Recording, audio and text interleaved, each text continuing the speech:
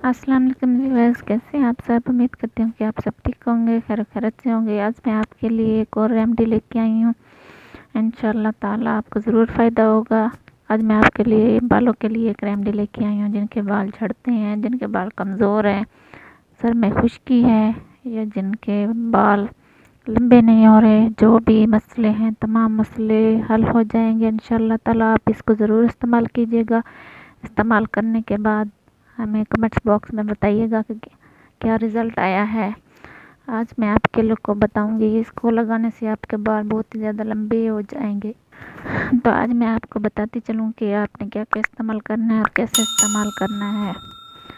सबसे पहले आपने लेना है 1 चम्मच मेथी का बीज। ये देखिए, 1 चम्मच मेथी का बीज और आधा चम्मच कलवंजी।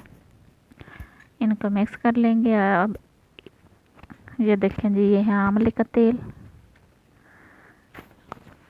अब हम इसमें डालेंगे आंवले का तेल। ये देखें, ये है आंवले का तेल।